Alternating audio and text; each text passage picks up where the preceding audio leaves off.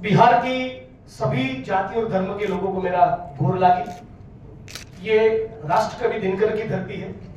राष्ट्रकवि दिनकर, कर्पूरी ठाकुर, महावीर स्वामी और गौतम बुद्ध की इस धरती को, इस ज्ञान की धरती को मैं प्रणाम करता हूं, मैं वंदन करता हूं। मैं सलाम करता हूं बिहार के मजदूर साथियों को, जिनके खून और पसीने से पूरे हिंदुस्तान में, पूरे भारत में एक एक mall, multiplex, shopping centre, towers, सड़कें, फ्लाईओवर्स और बड़ी बड़ी इमारतें बनी।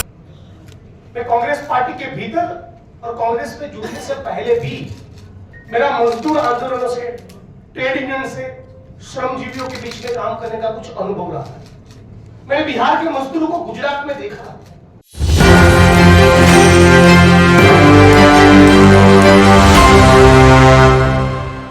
दशक में पूरी दुनिया के प्रगतिशील आंदोलन ने, पूरी दुनिया के मजदूर संगठनों ने मिलकर पूंजीवादी व्यवस्था के खिलाफ इंकलाब किया और मजदूरों के पास, मजदूरों से जो 16 घंटा, 18 घंटा, 14 घंटा काम लिया जाता था, उन मजदूर संगठनों ने दबाव बनाकर काम के घंटे 8 करवाए। 8 घंटे फुर्सत के लिए, 8 घंटे सोने के लिए और 8 घंटा उत्पादन के लिए। पूरी दुनिया में ये सिस्टम बनी आज से करीब करीब 150 साल पहले। तो आज जब स्कैंडिनेवियन कंट्रीज, यूरोपियन कंट्रीज, दुनिया के अलग अलग मुल्कों में डिमांड ये है कि काम के घंटे आप 8 से भी घटाकर 6 करिए और काम सोमवार से केवल शुक्रवार करेंगे। लेकिन जिसको वाइब्रेंट, स्वर्णिम, गतिशील, प्रॉस्परस इकोनॉमी के नंबर 1 बताया गया, उस गुजरात में बिहार और पूरे प्रदेश के मजदूरों के शोषण की एक जबरदस्त योजना वहां के मुख्यमंत्री और मोदी साहब ने मिलकर बनाई है कि बिहार के मजदूर गुजरात आओ, तुमको निचोड़ेंगे, तुम्हारा पूरा रगड़ा निकालेंगे। 6-8 घंटा नहीं, 12 घंटा काम करो और 12 घंटा जब ऑफिशियल होता है तो मजदूरों को 14-16 घंटा निचोड़ा जाता है। एक सच्चाई। यहां आकर कह रहे अमित शाह, नरेंद्र मोदी साहब दोनों फैक्ट्री लगाएंगे। अरे गुजरात के इतने पूंजीपतियों के साथ आप चाय पीते हो, कॉफी पीते हो, लंच पे जाते हो, डिनर पे जाते हो, मुफ्त के नाम पे आपने गौचर आवंटित किए, बड़े बड़े लैंड पार्सल दे दिए गुजरात में पिछले 25 सालों के दौरान। यहां तो केवल 1000 कर दिया है। गुजरात में चल के देखिए, 1 लाख एकड़ से ज्यादा जमीन वहां के धंधा सेठों, पूंजीपतियों को दे दी है। इंडस्ट्रियलाइजेशन होना चाहिए। गुजरात में उद्योग, व्यापार, वाणिज्य का पुराना संस्कृति है। उस संस्कृति को हम सेलिब्रेट करते हैं। गुजरात के इंडस्ट्रियल डेवलपमेंट में कांग्रेस पार्टी का भी प्रचंड योगदान है। लेकिन मिनिमम वेज भी न मिले, बिहार के मजदूरों को जलील किया जाए, बिहार के मजदूरों का रगड़ा निकाला जाए। आप सारे मजदूरों से 12 घंटा, 14 घंटा काम करो और इस बात को लीगलाइज करो। ये किसी कीमत पर बिहार की जनता और बिहार के किसान मजदूरों को मंजूर नहीं होना चाहिए। पवन जी ने कहा हल्के अंदाज में कि जिग्नेश भाई को पूछिए कि गृह मंत्री आते हैं तो वो ऐसा क्यों, ऐसा क्या कारनामा करते। प्रधानमंत्री होते तो एक नाम मुझे आता है मेरे दिमाग में, उसका नाम था मानसी, लेकिन अभी इस पे नहीं जाएंगे। सबसे पहले तो मैं गुजरात से चलकर आया हूं, जैसा कि आप जानते हैं। बिहार की सभी जाति और धर्म के लोगों को मेरा घोर लागी। ये राष्ट्रकवि दिनकर की धरती है।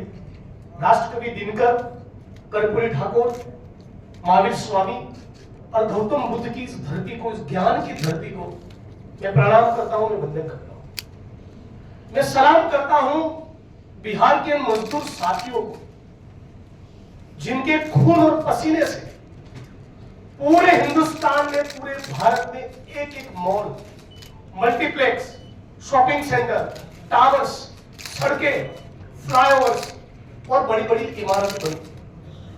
मैं कांग्रेस पार्टी के भीतर और कांग्रेस में जुड़ने से पहले भी मेरा मजदूर आंदोलनों से, ट्रेड यूनियन से, श्रमजीवियों के बीच में काम करने का कुछ अनुभव रहा है। मैंने बिहार के मजदूरों को गुजरात में देखा। गुजरात का अहमदाबाद शहर और वहां जो रियल एस्टेट का एक जबरदस्त काम होता है, वहां जो इंफ्रास्ट्रक्चर खड़ा होता है, बिहार के मजदूरों के खून और पसीने के बिना ये नामुमकिन है। सूरत शहर में पावर लूम्स में, टेक्सटाइल इंडस्ट्रीज में, गांधीनगर के बगल में ईंटों के भट्ठों में, केमिकल की फैक्ट्रीज में, गुजरात में करीब 150-200 तहसीलों में कांग्रेस की सरकार ने खड़े किए हुए GIDC, Gujarat industrial development corporation की यूनिट्स है। इन यूनिट्स में ये नामुमकिन है कि बिहार का मजदूर न मिले। चुनाव के लिए इसलिए नहीं, मैं दिल से कह रहा हूं कि आज गुजरात में जो भी इंफ्रास्ट्रक्चरल डेवलपमेंट है, जीडीपी का जो भी दावा मोदी जी इतने सालों के दौरान करते आए, इस पे बिहार के मजदूरों का जबरदस्त योगदान है। लेकिन सवाल यह हो रहा है कि इन बिहार के मजदूरों को गुजरात के सीएम के तौर पे और देश के प्रधानमंत्री बनने के बाद नरेंद्र मोदी साहब ने दिया क्या? गुजरात में बिहार के मजदूर रात दिन अपना पसीना बहाते थे, रात दिन आज भी अपना पसीना बहाते रहे, लेकिन उनको मिनिमम वेजेस, न्यूनतम वेतन तक भी वहां पर नहीं नसीब है। गुजरात के चीफ मिनिस्टर के ऑफिस में, गुजरात के एमएलए क्वार्टर्स में, गुजरात के मजिस्ट्रेट और सेशंस कोर्ट्स के प्रीमाइसेस के अंदर और यहां तक कि गुजरात की विधानसभा के प्रीमाइसेस में भी जो मजदूर है उनको मिनिमम वेज नहीं मिलता। और ये मैं मुद्दा असेंबली के फ्लोर पर इस मुद्दे को मैं उठाया। आज सवाल ये हो रहा है कि बिहार आकर प्रधानमंत्री जी बड़ी बड़ी डिंगे मार रहे हैं, मजदूरों के लिए बड़ी सहानुभूति, बड़ा प्यार दिखा रहे हैं, लेकिन गुजरात में कानून क्या पारित किए हैं? कानून ये पारित किए हैं, अब ये लीगल हो गया है गुजरात में मजदूरों से 12 घंटा काम लेना।